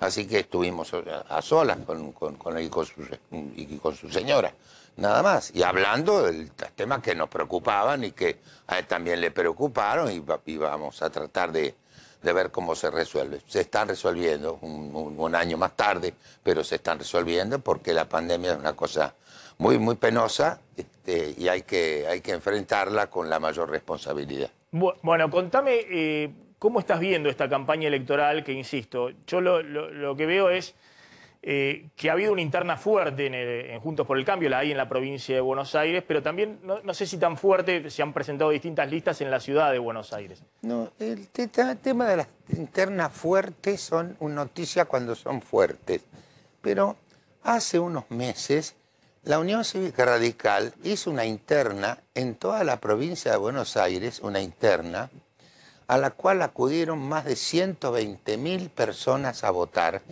Y no fue noticia para nada, porque no hubo lío, no hubo... Entonces, esto también es necesario que yo lo diga, porque, bueno, los radicales tenemos un hábito de las internas. De vida partidaria, claro. Claro, y nos han burlado mucho también por eso, ¿eh? Pues, ¿viste? ¿Te acordás que nos decía que nos gustaba más la interna que comer? Bueno, pero... Por el momento es el mejor sistema que conocemos. Es lo que ocurre en todas las democracias del mundo. Lógico, así que sí, por supuesto que hubieran diferencias, pero esas diferencias en los partidos que son democráticos se saldan conversando y efectivamente creo que hace 2 días se han reunido para decir, bueno, bajemos los decibeles porque se amplifican a través de los medios, etcétera. Y no es bueno ni para los partidos que conforman la Cambiemos, ni para el público que se desconcierta también, diciendo, porque se van a pelear, alguien se va a matar, se van a batir a duelo, ¿cómo es el asunto? Digo, y la verdad que no es para tanto. Los radicales discutimos mucho, nosotros tenemos diferencias dentro del partido. De hecho, el grupo que se va a presentar ahora, junto con mujeres y hombres, a esta lista que hemos presentado, que es de radicales, nos vamos a tratar de presentar cerca de fin de año a una interna del comité de la capital federal. Y eso no significa que ni se rompe el partido, ni que nos enemistemos entre nosotros, sino forma de ver algunos aspectos de la vida política, la relación con la sociedad, sobre todo. Y me parece hacer una lista que están enfrentando a... No, nosotros no enfrentamos, nosotros conformamos una lista, primero en la expectativa de formar parte de una lista de unidad, ¿no? Sí. No tuvimos lugar en ese caso. Y hace 4 años tampoco tuvimos lugar. Y entonces, como esto es una democracia, los partidos que forman Cambiemos son democráticos, nos presentamos, es una lista radical. No es por otro lado hay otras 2 listas, López Murphy, y está la lista de Vidal. Y Vidal, que es... Y nos vamos a enfrentar y los resultados nos dirán cómo va a ser el orden de la lista. Eso es el resultado de la elección. Contame, vos has sido, a ver, pero es interesante, porque vos tenés una experiencia muy larga, digamos, en tu vida política, también sindical, sí, en actores y demás. Y uno tiene la impresión de que se ha hecho confrontación política en los últimos tiempos, y un poco también lo que sucedió con las visitas de Olivo y demás, de una manera donde hay ataques personales. Vos en su momento has denunciado, digamos, en la época del kirchnerismo eso era muy habitual, también desde el gobierno, hacer ataques personales a dirigentes de la oposición. Por supuesto. Pero también ahora eso ocurre por parte de dirigentes de la oposición, algunos que conforman las listas de la oposición en la ciudad y demás, al oficialismo y a dirigentes de la propia oposición que por ahí tienen una visión distinta de cómo tiene que seguir la Argentina, ¿no? A veces hay críticas a Vidal, hay críticas a Larreta, hay críticas como que se ha formado también una oposición o un núcleo duro de la oposición. No quiero usar el término fanático, digamos, pero así como hay fanáticos en el kirchnerismo, también hay fanáticos en la oposición. Yo creo que se ha creado un clima de crispación, más que nada, ¿no? Me parece. Sí. Porque es cierto lo que decís. Y no es bueno porque hay cosas que a través del periodismo, a través de los medios, se exageran un poco para lograr la publicación, me parece. Que si uno lo plantea de una manera razonable, no es noticia, no es buena noticia, no da para un titular, me parece que es un poco eso. Pero efectivamente hay una cierta crispación en la política en general y me parece que deberíamos, como suele decirse, bajar un cambio y las cosas que se conversan salen mejor. Incluso las diferencias se entienden porque no es a través de terceros como es a través del periodismo, que también hay una gran ansiedad por figurar a través de los medios, que me parece que no nos hace bien a la política. A ver, Carlos, una pregunta. Sí, primero si en la ciudad de Buenos Aires, Luis, ustedes con su lista se consideran que tienen el 100% de la sangre radical, digamos. Si se consideran nosotros los únicos radicales de las 3 alternativas. No, nosotros no representamos a todo el radicalismo, representamos en todo caso a un sector del radicalismo. Que somos radicales, somos radicales. Pero no todos los radicales, somos muchos radicales. Y esa lista, y están en todo el país, además. Claro, y esa lista tiene una posición tomada respecto a la interna de la provincia de Buenos Aires, donde sí hay más confrontación. No, nosotros no podemos. Perdón, pero en la provincia de Buenos Aires el radicalismo se encolumna detrás de de Manes, digamos, su lista radical, Sí, está acompaña bien. a Manes. Y nosotros, desde luego que sí. Ah, perfecto. No, desde luego que sí. No, quiero decir, no nos metemos en la interna de la provincia de Buenos Aires. Hemos aplaudido, nos hemos sentido orgullosos de la interna que se hizo en la provincia de Buenos Aires. Digo, no es poca cosa que 120 o 130 mil personas vayan a votar en pandemia a la interna de un partido. Me parece que es valioso y nos hace sentir bien, pero no tenemos una oposición a nuestros candidatos. Sería una tontería eso, ¿no? A ver, Glantz. Luis, uno tiene la sensación, de hecho lo ve, lo escucha a los dirigentes, habla con ellos, de que se está discutiendo un poco el liderazgo de Juntos por el Cambio pensando en el 2023. ¿Cómo ven esta discusión precisamente a Horacio Rodríguez Larreta? ¿Cree que puede ser alguien que los represente o preferiría un radical? Eso también va a tener que ir a una interna. Porque a mí que no haya un líder, no solo no me preocupa, sino que me tranquiliza, porque ya de capos de líderes tenemos ya bastante experiencia. Me parece que se están apresurando un poco los tiempos en un país como el nuestro, donde nos comemos el tiempo. Porque ya se está hablando del 2023. Muchachos, faltan 3 años, 2 años y medio, 2 años y medio faltan. Imagínate todo lo que puedo decir.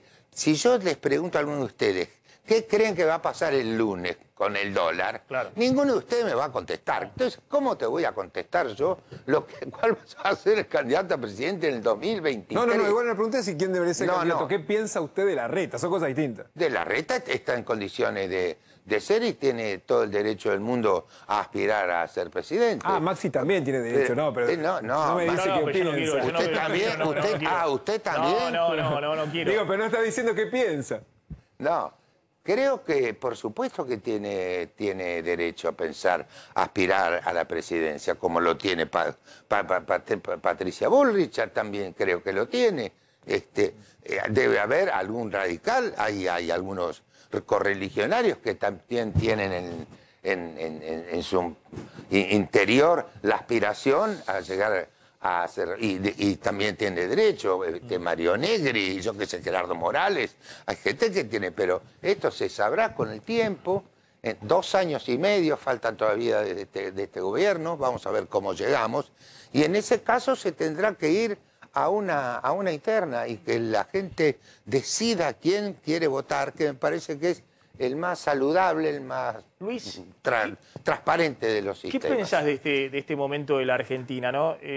Vos obviamente apoyaste al gobierno de Macri, sí, el radicalismo lo apoyó. Lo que estás contando acá es que el radicalismo también ahora aspira a discutir los liderazgos, a tener un programa, no sé, un programa propio, no solamente hacer un acompañamiento al PRO, sino que... No, eso no, claro. eso bueno, ya que es un poco la crítica de lo que ocurrió en el gobierno anterior. Eso ya está resuelto, sí, claro. Eso ya está resuelto. Una autocrítica respecto al rol del radicalismo en el gobierno anterior. Si el tema de autocrítica, de eso nos ocupamos nosotros. Claro. Del peronismo no se ocupa nadie ni le preguntan si hay autocrítica. Esto sí.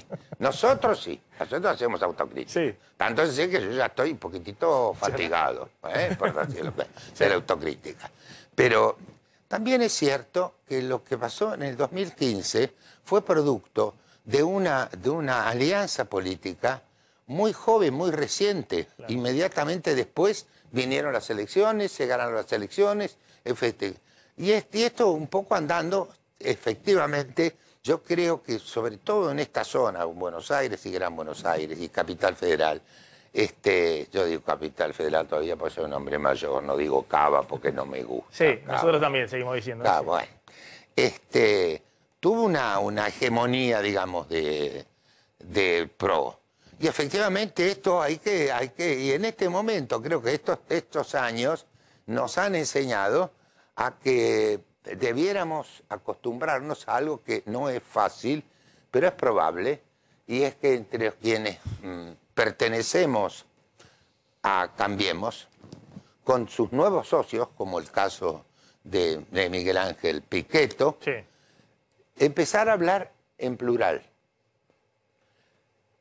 No sé si me explico. Sí, algo que trasciende a una elección, digamos. No, en plural, Sí. es que nosotros somos Horacio Rodríguez Larreta, nosotros seremos también piquetos, nosotros somos los radicales, los de la coalición cívica, somos nosotros. Ahora, en ese marco, Luis, hay como, uno vislumbra, y lo comenta Maxi muchas veces, como dos posiciones dentro de Juntos por el Cambio. Algunos que dicen, pongámonos más duros, ayer estuvo López Murphy sentado ahí en la silla, y digamos lo que pensamos, y otros dicen, bueno, moderemos el discurso para hacer una alternativa de poder real, porque en definitiva hay que ganar una elección, ¿no? Lógico, para hacer. sí. ¿Usted dónde se siente más cómodo? Yo- Diciendo lo que piensa por ahí, aunque eso no signifique moderar el discurso y poder ganar una elección, No, ¿o no. cree que hay que moderar para poder llegar, como cree Larreta, por ejemplo? No, yo creo que moderar la discusión no es claudicar de sus convicciones, no tiene por qué.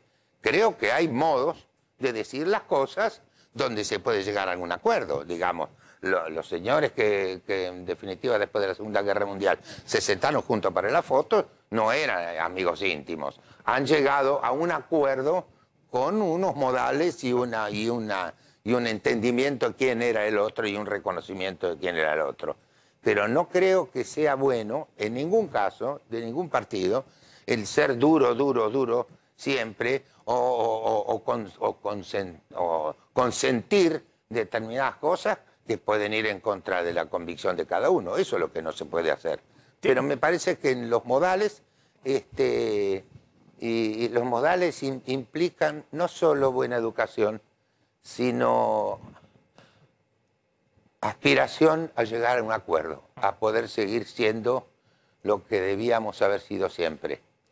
Gente que tiene una relación, políticos que están sentados uno al lado del otro en la banca, que pertenecen a distintos partidos, pero se respetan. Son amigos, colegas, que piensan de distinta manera. Te hago la última refiriendo a eso justamente. Yo no creo que estén impostando. Yo creo que hay algunos dirigentes hoy que creen que Argentina va a Venezuela, que Argentina va a una dictadura y demás, y por eso plantean. Y hay otros dirigentes que genuinamente, no sé dónde estás vos, por eso te pregunto, que creen que no. Y por eso no es que está actuando Larreta, sino que piensan que se pueden hacer acuerdos, se pueden hacer acuerdos en la Argentina. ¿Vos crees que la Argentina está en riesgo, digamos, la democracia en este momento, que es lo que plantean algunos sectores de la oposición? ¿O crees que eso no es así? Hay una cosa que yo quiero dejar en claro. El peronismo nunca fue democrático. Y con esto me basta como respuesta.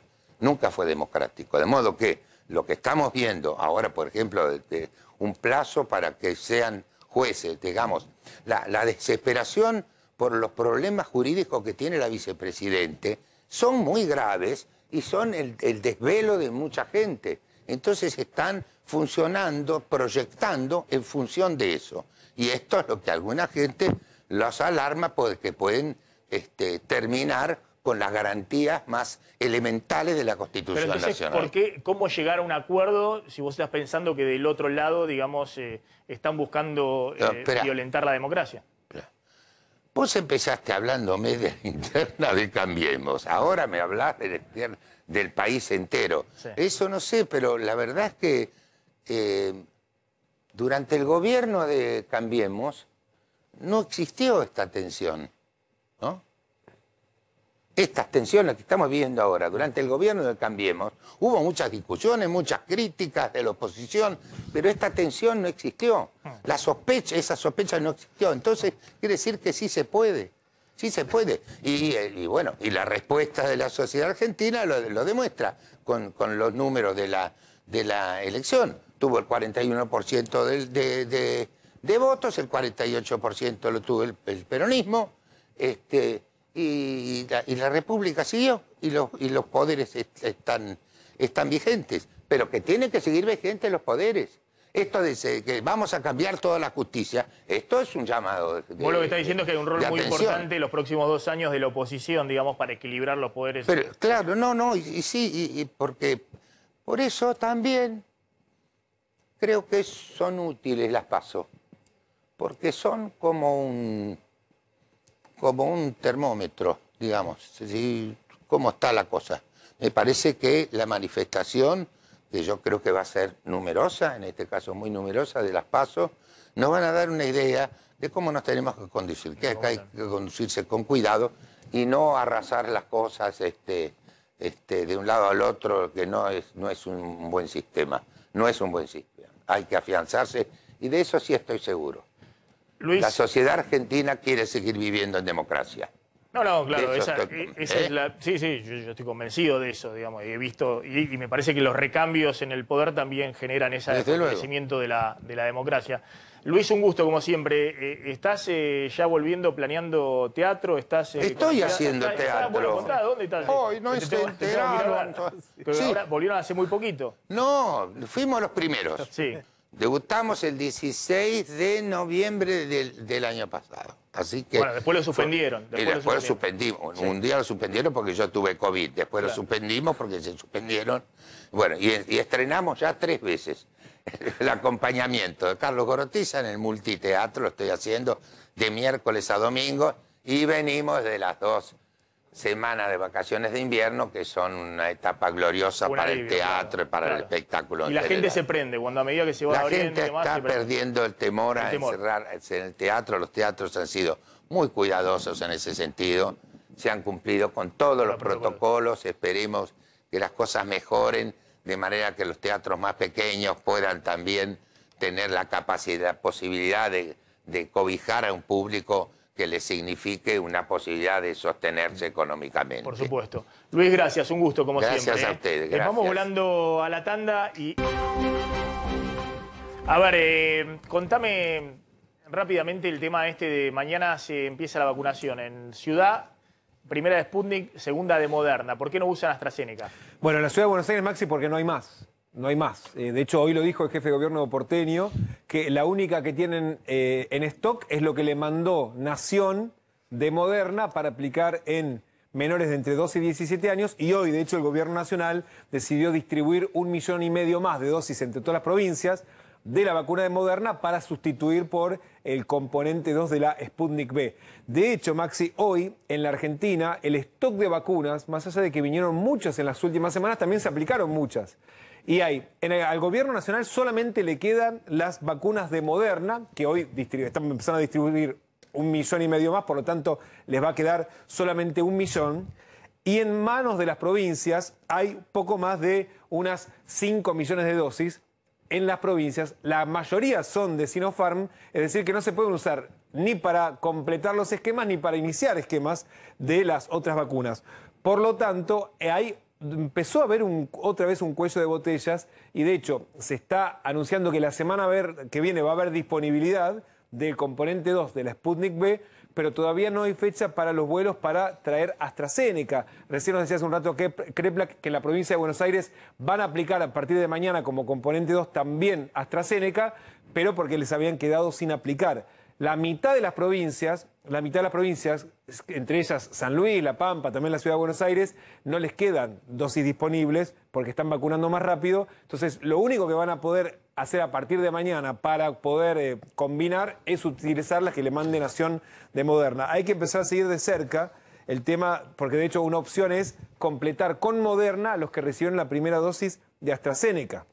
Porque hay también en la Argentina, además de los casi 4 millones que están esperando la Sputnik V, el componente 2, hay casi 700.000 a los que se les también cumplieron las 8 semanas después de haber recibido la primera dosis de AstraZeneca. O sea que los 3,5 millones de vacunas que mandó Estados Unidos como donación vinieron bárbaros justo en este momento. Sí, claro. No solamente para los menores de 18, porque todavía no están las de Pfizer, sino también para poder empezar ya rápido con las segundas dosis, en el caso de las Sputnik, que están muy demoradas. Exactamente. Y también un dato adicional, que si querés después mañana lo vemos en detalle, viene lenta también la vacunación para los menores de entre 12 y 17. Se calculaba que iban a ser 924.000 personas.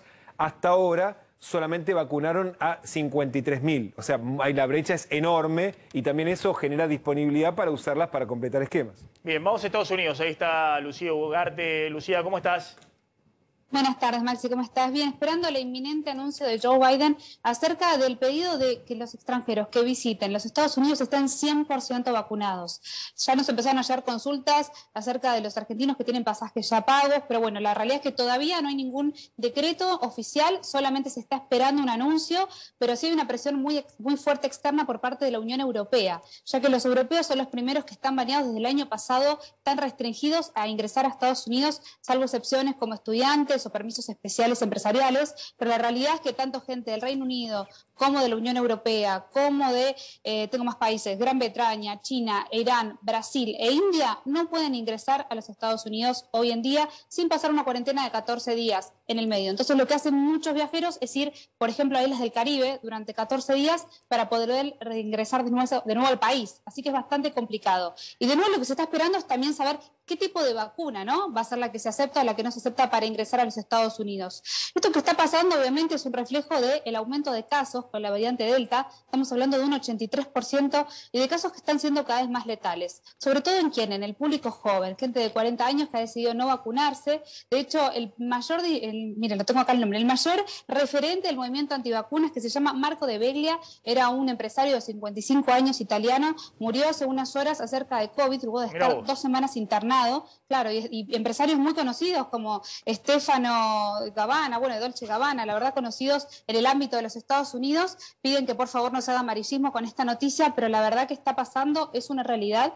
El virus está muy fuerte en los Estados Unidos, hay un crecimiento en la tasa y los gobernadores están empezando a hacer distintos estímulos. Como hace unos minutos, la mayor de Miami, Danielle Levine, acaba de lanzar en su Twitter hasta una invitación a vacunarse en el estadio, en el nuevo estadio que era el American Airlines Arena, y van a sortear entradas para ver a Maluma, Bad Bunny y The Weeknd. Bueno, distintas bandas. Ya no saben qué hacer para hacer que el 40% de los estadounidenses que no decidieron vacunarse lo hagan todavía. Lucía, brevemente, si Estados Unidos anuncia esto de que es necesario, requisito, tener 2 dosis de la de Pfizer, me imagino, si tenés una de la de Johnson también lo van a dejar entrar, digamos, porque efectivamente también es el esquema de Estados Unidos, o 2 de Moderna.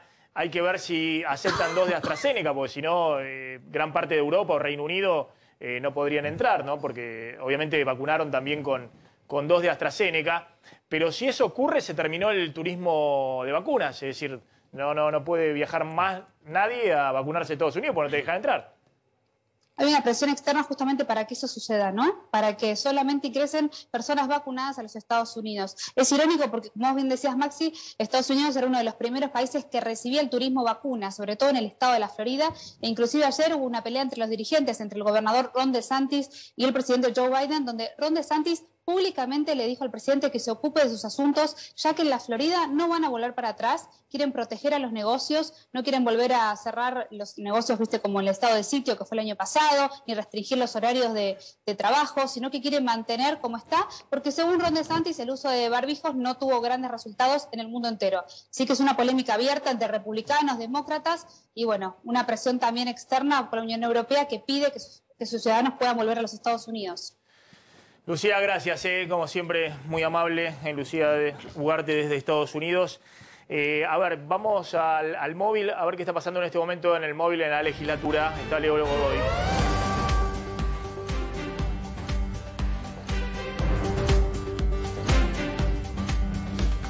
Leo, te escuchamos. ¿Qué tal, Maxi? Buenas tardes. Bueno, aquí verás, el ruido es importante. Bueno, se han congregado muchos hinchas en lo que es esta esquina de Perú, en la puerta de la legislatura porteña, donde en minutos nada más se tendría que tratar ya esta ley de rezonificación para el barrio de Boedo, que permitiría la construcción del nuevo estadio de San Lorenzo de Almagro. Bueno, aquí está toda la expectativa centrada en esta votación, en esta sesión aquí de la legislatura, así que y cada vez van llegando a esta zona cada vez más hinchas. Está organizado, hay un camión donde se va dirigiendo parte de quienes llevaron adelante este proyecto, ahí lo vas a ver, y van dirigiéndose a parte de los hinchas y después, bueno, todo lo que es el movimiento de los hinchas que están aquí cantando y esperando con expectativa cómo se resuelve este pasaje de lo que es la rezonificación de la zona E a la zona U, que permite la construcción del estadio. Leo, gracias, muy amable. Ahí está desde la legislatura porteña Leo. A ver, ¿hay alguna restricción ahora para el tema de espacio público? En la Ciudad de Buenos Aires ya no hay ninguna restricción. ¿Te acordás que eran 20 personas y demás? Y más allá no, de que nadie le da se ninguna flexibilizó bolilla, nada, mucho, digamos, pero no lo que pasa es que cualquier reunión en espacio público es con protocolos. ¿Pero es zona de qué? ¿Esta zona de alto riesgo? ¿O ni siquiera zona de alto riesgo de alto todavía? riesgo. Claro, porque todavía o sea que seguimos. debiera haber alguna restricción, supuestamente, para Pero no te cualquier olvides tipo de... que el gobierno nacional modificó digamos, el semáforo y los criterios se hicieron bastante más laxos. Sí. Y la Ciudad de Buenos Aires habilitó también actividades, pero por ejemplo, actividades culturales de hasta 200 personas al aire libre.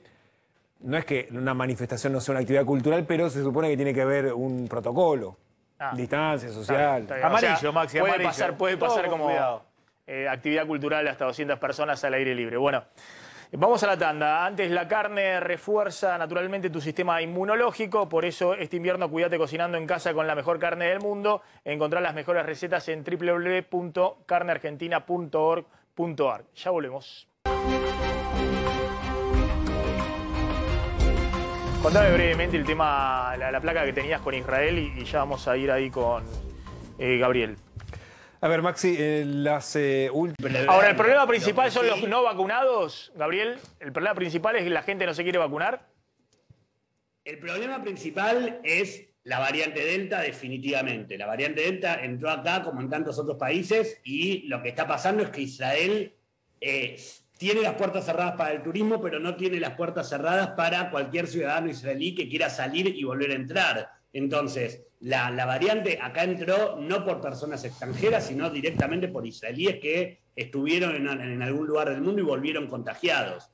Sí, es muy difícil el tema de las personas que no se quieren vacunar, porque en este momento solo faltan vacunarse personas que podrían hacerlo y que no quieren y que no lo hicieron, 1 millón de personas. Entonces, lo que está planteando el gobierno es, no puede ser que en un país de 9 millones de personas, por 1 millón, 8 tengamos que pensar en un cierre. Claro. Entonces, de alguna manera, pero por el otro lado tampoco podés plantear una vacuna obligatoria o una multa por no vacunarse, porque la vacunación del coronavirus no es obligatoria en ninguna parte del mundo. Claro. O sea, es un dilema ese. Gabriel, gracias, como siempre, muy amable. Gabriel Astrosky desde Israel. Bomba noticiosa de último momento, Leo Messi no seguirá en el Barcelona. Esto lo acaba de comunicar oficialmente el club a través de su cuenta de Twitter y después en un comunicado da detalles, dice, a pesar de haber llegado a un acuerdo entre el Barcelona y Leo Messi, con la clara intención de que ambas partes firmen un nuevo contrato, no se podrá formalizar debido a obstáculos económicos y estructurales por una norma de la Liga Española. No da detalles sobre esto, pero dice que las dos partes, Messi y el club, lamentan profundamente que finalmente no se puedan cumplir los deseos tanto del jugador como del club. Seguramente A24 va a seguir con ese tema. Dame una línea respecto a Macri. ¿Se sabe cuándo vuelve? No, aparentemente algunos dicen que podría ser la semana que viene. Recordamos, está varado en Europa, otros dicen exiliado en Europa. Se fue el 27 de junio, iba a volver el 13 de julio. Anduvo por distintos países. Ahora creo que está en España, estuvo en Suiza donde tiene funciones en la fundación. Estuvo también presentando su libro en toda la costa sur de España, recorriendo varios países. Viste que está todo cerquita en Europa. Y algunos dicen, bueno, se queda porque es más cómodo, es más funcional a Juntos por el Cambio que esté lejos. En su momento le costó poner candidatos, tuvo que pedir por favor. Y para en medio de las internas de Juntos por el Cambio. Pero además en medio de las internas donde ni siquiera dentro del propio espacio del PRO le dieron demasiada bolilla. Acordate que quería que María Eugenia Vidal fuera en la provincia de Buenos Aires, terminó en la ciudad, tuvo que terminar pidiendo por favor por algunos legisladores. Ahí está, me había equivocado de cámara. Lo cierto es que algunos dicen que volverá la semana que viene, otros dicen que seguirá en Europa, en lo que, viste que hay especulaciones, como siempre, con estas cuestiones, podría ser el principio el tema es de una larga estadía.